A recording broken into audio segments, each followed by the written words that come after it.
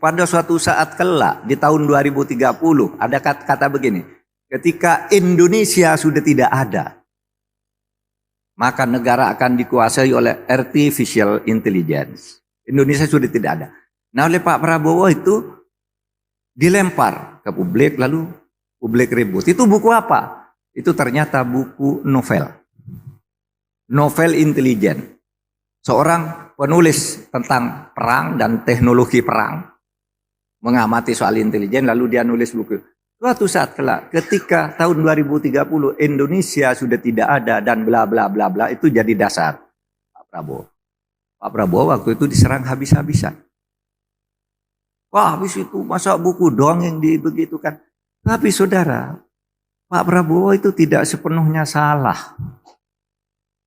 Waktu itu saya bela, tidak sepenuhnya salah. Kalau berdasar hitungan ilmiah, menurut PricewaterhouseCoopers dan menurut McKinsey, Indonesia itu akan menjadi Indonesia emas dengan ciri-ciri seperti tadi. Sudah dihitung tuh, sarjana kita berapa, dokter ahli gizi berapa, ahli jantung berapa, sudah dihitung tuh tahun 2045 sudah emas. Gitu.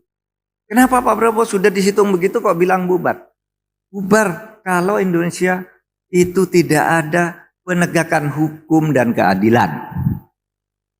Kalau hukum dan keadilan tidak tegak, kalau hukum dan keadilan tidak tegak, saudara, sebuah negara bubar. Ini diicme. Ini diicme. Maka saya katakan, bagaimana dulu Nabi pernah mengeluarkan hadis yang sangat terkenal dan hampir semua kita hafal. Ketika suatu saat ada seorang bangsawan Madinah, namanya Bani Mahzum, itu aristokrat hebat di Madinah, kaya raya, berwibawa, berpengaruh. Bani Mahzum itu punya anak perempuan cantik, tapi terserang penyakit, mengidap penyakit kleptomania, suka mencuri. Meskipun punya apa, dia kalau ada misalnya handphone jatuh gitu jelek, dicuri. Ada apa di situ? Pulpennya orang dicuri karena penyakit aja, bukan butuh. Ada orang punya penyakit gitu sehingga suatu saat ketangkap mencuri, lalu Bani Mahzum tuh datang kepada Nabi melalui putra angkat Nabi namanya Yazid. Lalu tolong bilang ke Nabi, jangan dihukum nih anak saya karena saya orang terkenal, malu. Apapun yang dia curi saya ganti, berapapun minta gantinya, asal jangan dihukum. Karena kalau anak saya yang kaya raya seperti ini, aristokrat pula, bangsawan terkenal secara umum, kalau anak saya dihukum, saya malu. Oleh sebab itu, tolong jangan dihukum, saya akan ganti berapapun dan bayar berapapun, asal mau. Kata Bani Mahzum. Tapi Nabi Muhammad mengatakan gini, bilang ya ke Bani Mahzum, hancurnya bangsa-bangsa besar di masa lalu itu karena ada orang kayak Bani Mahzum ini. Kalau ada orang besar punya uang bersalah, minta tidak dihukum. Kalau ada orang kecil bersalah, langsung dihukum.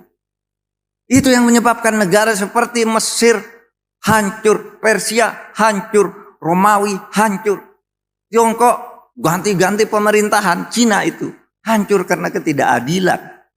Setiap ada dinasti, hancurnya setiap dinasti itu karena ketidakadilan, katanya. Sehingga Nabi lalu berkata, hadis yang kita hafal semua, fa ayyamallah lau anna Fatimah binti Muhammad saraqat faqatatu yadaha. Demi Allah, agar negara tidak hancur, seumpama anakku Fatimah saja mencuri, saya potong juga tangannya. Agar negara tidak hancur seperti diramalkan di tahun 2030. Itu hancur. Ini yang harus kita jaga, saudara. Ini yang harus kita jaga. Jadi secara moral, saudara, jaga negara Indonesia ini dengan cara itu. Boleh, saudara, ambil keahlian apapun, belajar. Tapi juga ada dasar moral. Kita akan berlaku adil. Karena begini, Nabi Muhammad itu benar. Di dalam fakta sejarah. Suatu negara hancur kalau ketidakadilan muncul. Coba Majapahit, bahaya sekali, hancur. Karena apa? Ketidakadilan karena perebutan kekuasaan di antara para pangeran. Demak, hancur. Mataram, hancur. Sriwijaya, hancur. Tiongkok, Mesir, zaman dulu ada Fir'aun, Firaun, hancur. Karena ketidakadilan. Nah, kenapa ketidakadilan itu menyebabkan kehancuran? Ada 4 urutan. 4 urutan terjadinya kehancuran sebuah negara. Yang ini harus kita jaga. 1, manakala di negara itu terjadi disorientasi. Menyimpang dari tujuannya. Menyimpang dari ideologinya. Menyimpang dari ideologi. Ideologi mengatakan kita harus berlaku adil. Kok tidak berlaku adil? Karena kalau sudah disorientasi akan timbul yang kedua, namanya distrust. Distrust itu ketidakpercayaan. Wah, pemerintah apa tuh? Hakim apa tuh? Jaksa apa itu?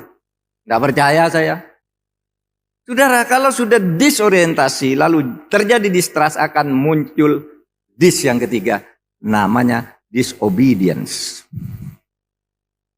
Disobedience. Pembangkangan. Pembangkangan itu melawan keputusan pemerintah. Saya tadi di sini nih, lewat sini nih.